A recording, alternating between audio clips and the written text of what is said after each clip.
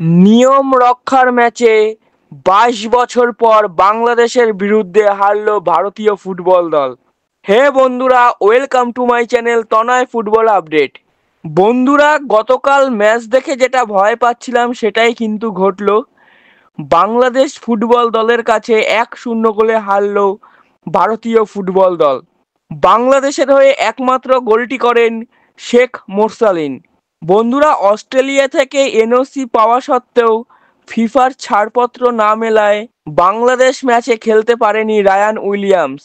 এই উইলিয়ামসের খেলতে না পারায় মাশুল গুনতে হলো ভারতীয় ফুটবল দলকে।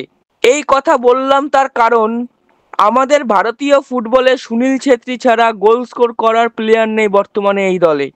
তবে বন্ধুরা, এই ম্যাচ দেখে একটা কথাই মনে হচ্ছিল, এই মুহূর্তে আমাদের ভারতীয় ফুটবল দল ভীষণ অন্ধকারে রয়েছে। এইটা মানা যায়। ২২ বছর ধরে যারা আমাদের হারাতে পারেনি, আজ তারাও আমাদের দিকে চোখ রাঙিয়ে যাচ্ছে। মানে ইন্ডিয়ান ফুটবল কতটা অধঃপতনে গেছে। ফিফা র্যাঙ্কিংয়ে ১৯২ নম্বরে থাকা দলের সাথে আমরা হারলাম। লজ্জা বন্ধুরা, লজ্জা। তবে বলতেই হয় বন্ধুরা, বর্তমানে সাউথ এশিয়ার সব থেকে শক্তিশালী এবং ব্যালেন্স টিম হলো বাংলাদেশ। এটা নিয়ে কিন্তু কোনো সন্দেহ নেই। একবার তোমরা ভাবো, ভারতীয় ফুটবলে নেই কোনো গ্রাসরুট ডেভেলপমেন্টের কাজ, নেই কোনো ডুয়েল সিটিজেনশিপ অ্যালাউ। তাহলে বন্ধুরা চলবে কি করে?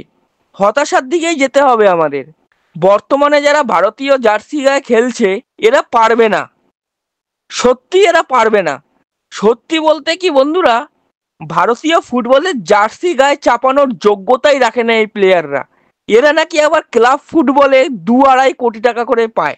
কি বলবো, এদের খেলা দেখে মনে হয় ২০ টাকা পাওয়ার যোগ্য নয় এরা। বর্তমানে ভারতীয় ফুটবলের অবস্থা দেখে সত্যি লজ্জা লাগছে।